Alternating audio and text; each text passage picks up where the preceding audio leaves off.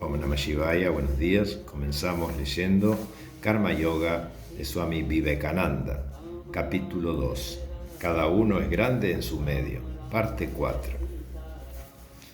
Esta es una parte de la doctrina de Karma Yoga, actividad, el deber del jefe de familia. Más adelante se dice: si el jefe de familia muere en la batalla luchando por su país o por su religión, llega a la misma meta que el yogi por la meditación, mostrando con ello que lo que es deber para uno no lo es para el otro. No quiere esto decir que este deber humilla y el otro eleva. Cada deber tiene su lugar adecuado y según sean las circunstancias en que nos hallemos colocados, así será la manera de cumplir con nuestros deberes. De lo cual se infiere que la debilidad es condenable. Esta idea particular de nuestras enseñanzas ocurre tanto en la filosofía como en la religión y el trabajo. Si leéis los Vedas, hallaréis repetida muchas veces esta palabra: intrepidez. El temor denota debilidad. Un hombre debe cumplir con su deber sin preocuparse de las burlas de los demás. Si un hombre se aísla del mundo para adorar a Dios, no debe pensar que aquellos que viven en él y obran para el fin del mundo no están adorando a Dios, ni los que viven en el mundo dedicados a sus esposas e hijos deben pensar que los que han abandonado el mundo son vagabundos despreciables. Cada uno es grande en su medio. Ilustraré este pensamiento con un cuento. Cierto rey acostumbraba a formular esta pregunta a los sannyasines que llegaban a su país: ¿quién es el hombre de mayor mérito? ¿El que abandona el mundo y se hace sannyasin, o el que vive en el mundo y cumple sus deberes como jefe de familia? Muchos sabios habían tratado de resolver el problema. Unos aseguraban que el sannyasin era el de mayor mérito, pero el rey les pedía que probaran su afirmación. Cuando no lograban hacerlo, les ordenaba hacerse jefes de familia. Otros decían: el jefe de familia que cumple sus deberes es el hombre meritorio por excelencia, a lo cual el rey les pedía también pruebas. Cuando no podían darla, les ordenaba a su vez que se constituyeran en jefes de familia. Llegó por último un joven sannyasin, al cual dirigió el rey la misma pregunta. Cada uno, oh rey, es grande en su propio medio. Probádmelo, dijo el rey. Os lo probaré, repuso el sannyasin, pero primero debéis venir a vivir conmigo durante algunos días a fin de que os lo pueda demostrar. El rey consintió y siguió al sannyasin fuera de su territorio. Atravesaron muchos países hasta que llegaron a un gran reino, en la capital del cual tenía lugar una importante ceremonia.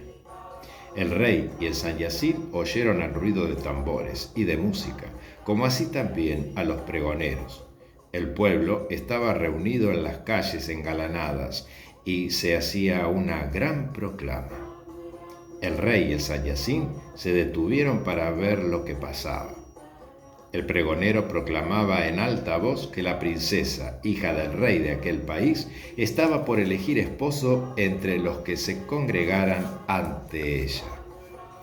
Era una antigua costumbre en la India el que las princesas eligieran esposo de esta manera.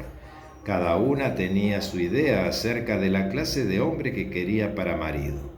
Unas preferían el más hermoso, otras el más instruido, otras el más rico, y así sucesivamente.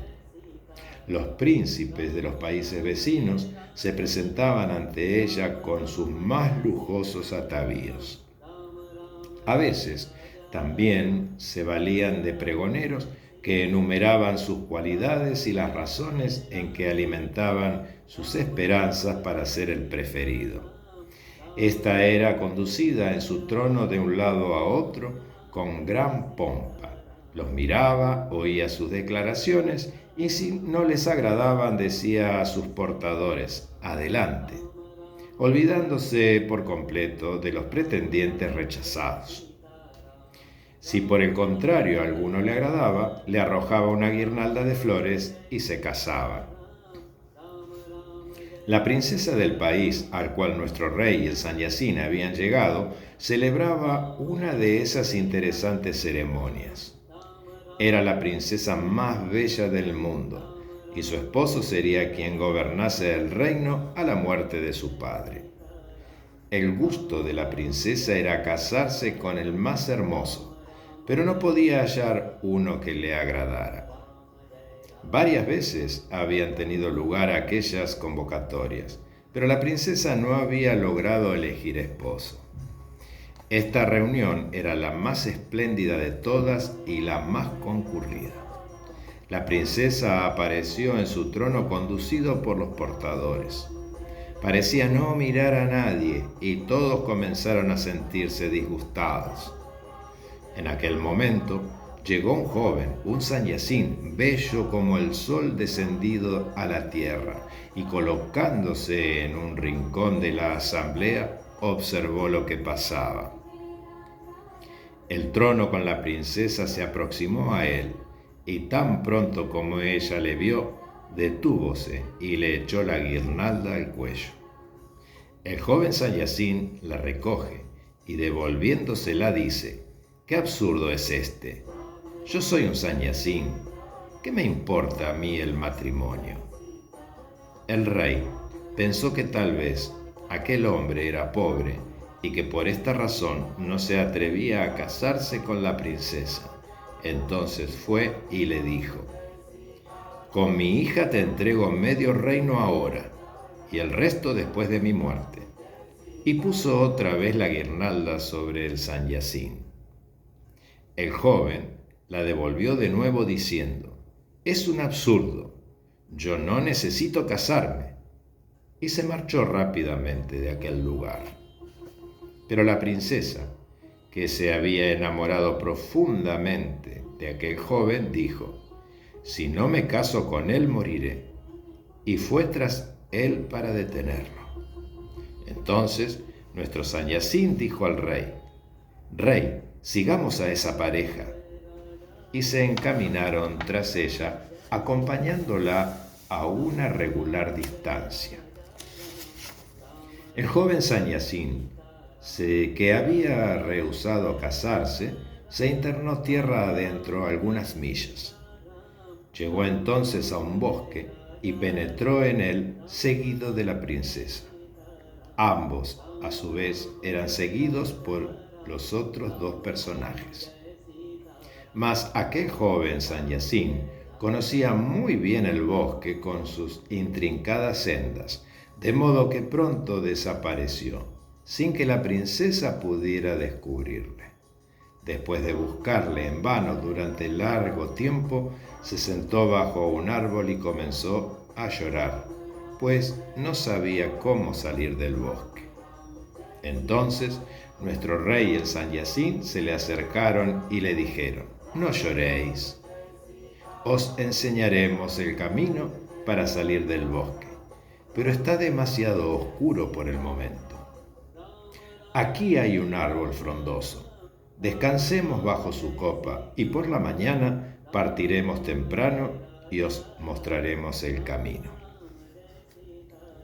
Aquel árbol estaba habitado por un pajarito con su compañera y 3 hijitos. El pajarito miró hacia abajo desde su nido y al divisar los extraños, dijo a su esposa: «¿Qué haremos, querida? Hay 3 huéspedes en casa, hace frío y no tenemos fuego». Entonces se echó a volar y consiguió un pequeño tizón ardiendo. Lo llevó en el pico y déjolo caer ante los huéspedes, quienes, agregando leña, lograron encender un buen fuego. Pero el pajarito no estaba satisfecho. De nuevo dijo a su esposa: «¿Qué haremos, querida? Estas personas tienen hambre y no contamos con alimentos. Somos amos de casa Nuestro deber es dar alimento a todo aquel que llegue a ella. Yo debo hacer lo que pueda, les daré mi cuerpo. Dicho esto, se lanzó en medio del fuego y pereció. Los huéspedes lo vieron caer y trataron de salvarlo, pero no les dio tiempo.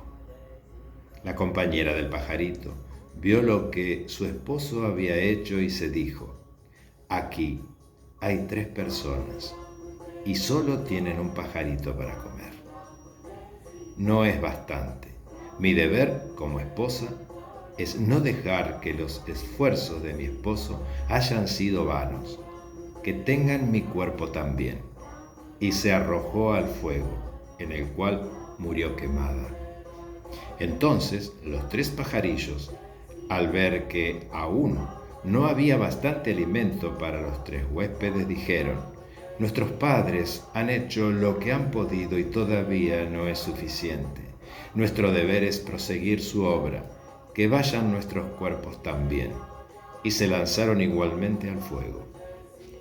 Asombrados de lo que habían visto, los personajes no pudieron, como es lógico, comer aquellos pájaros. Pasaron la noche sin comer y de mañana el rey y el sanyasín indicaron el camino a la princesa, la que volvió a casa de su padre. Entonces el sanyasín dijo al rey: Rey, habéis visto que cada uno es grande en su propio medio. Si queréis vivir en el mundo, vivid como aquellos pájaros, dispuestos en cualquier momento para sacrificaros por los demás. Si queréis renunciar a él, sed como aquel joven, para quien la más hermosa mujer y un reino nada significaron.